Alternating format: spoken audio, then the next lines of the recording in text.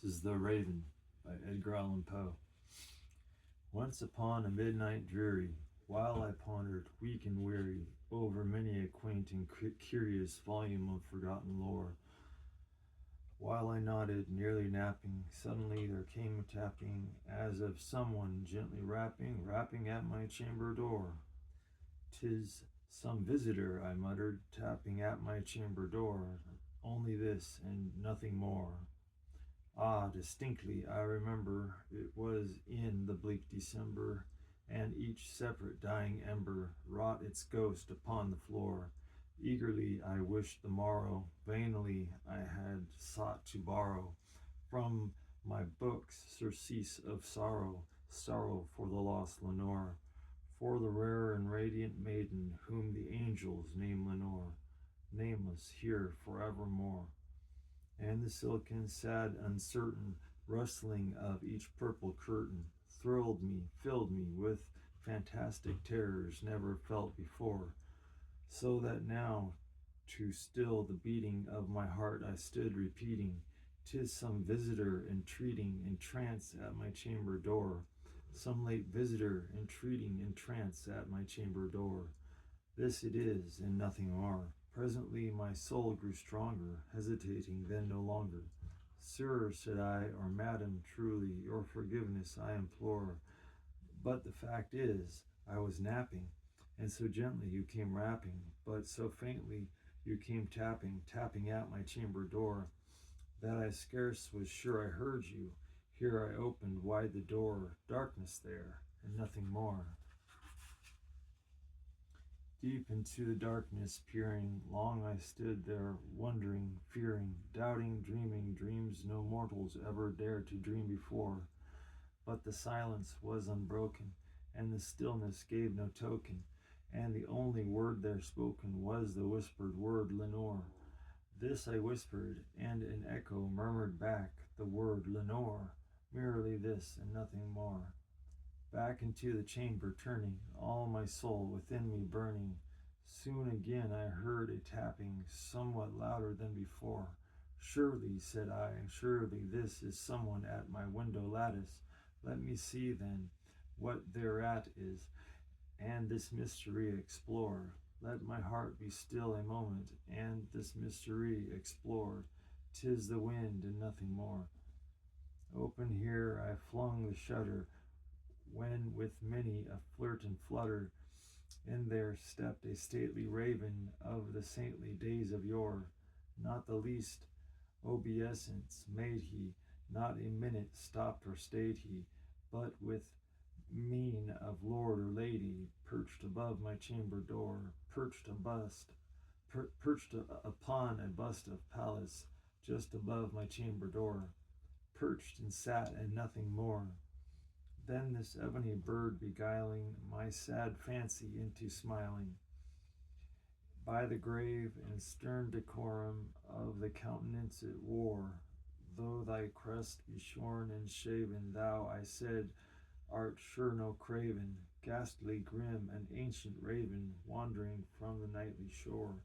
Tell me what thy lordly name is on this night's Plutonian shore." Quoth the raven, "Nevermore." Much I marveled this ungainly fowl to hear discourse so plainly, though its answer little meaning, little relevancy bore. For we cannot help agreeing that no living human being ever yet was blessed with seeing bird above his chamber door, bird or beast upon the sculpted bust above his chamber door, with such name as Nevermore.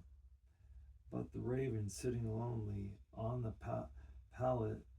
placid bust, spoke only that one word, as if his soul in one word he did outpour. Nothing further than he uttered, not a feather then he fluttered, till I scarcely more than muttered, "Other friends have flown before.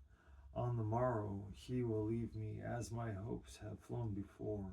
Then the bird said nevermore. Startled at the stillness broke by a reply so aptly spoken, "Doubtless," said I, "what it utters is its only stock and store, caught from some unhappy master whom unmerciful disaster followed fast and followed faster, till his songs one burden bore, till the dirges of his hope that melancholy burden bore, of never, nevermore. But the raven still beguiling all my fancy into smiling, straight I wheeled a cushioned seat in front of bird and bust and door, then upon the velvet sinking, I betook myself to linking fancy unto fancy, thinking what this ominous bird of yore, what this grim, ungainly, ghastly, gaunt, and ominous bird of yore meant in croaking nevermore. This I sat engaged in guessing, but no syllable expressing, to the fowl whose fiery eyes now burned into my bosom's core. This and more I sat divining, with my head at ease reclining, on the cushion's velvet lining that the lamplight gloated o'er, but whose velvet violet lining with the lamplight gloated o'er she shall press, ah, nevermore. Then methought the air grew denser, perfumed from an unseen censer, swung by seraphim whose footfalls tinkled on the tufted floor. Wretch, I cried, thy God hath lent thee, but these angels he hath sent thee, respite, respite, and nepenthe from the memories of Lenore. Quaff, oh quaff, this kind nepenthe, and forget this lost Lenore. Quoth the raven, nevermore.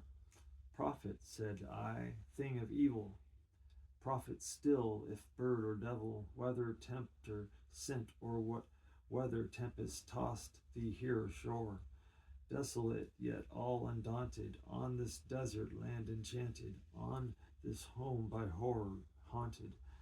Tell me truly, I implore, is there balm in Gilead? Tell me, I implore. Quoth the raven, nevermore.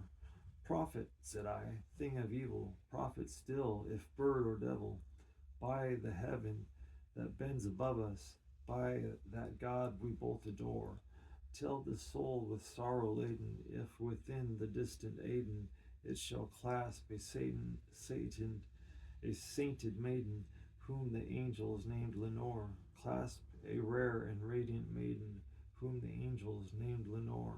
Quoth the raven, nevermore. Be that word our sign in parting, bird or fiend, I shrieked, upstarting, get thee back into the tempest and the night's Plutonian shore. Leave no black plume as a token of that lie thy soul hath spoken. Leave my loneliness unbroken. Quit the bust above my door. Take thy beak from out my heart. Take thy form from off my door. Quoth the raven, nevermore.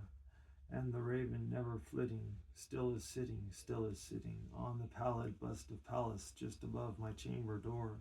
And his eyes have all the seeming of a demon's that is dreaming, and the lamplight o'er him streaming throws his shadow on the floor, and my soul from out that shadow that lies floating on the floor shall be lifted nevermore.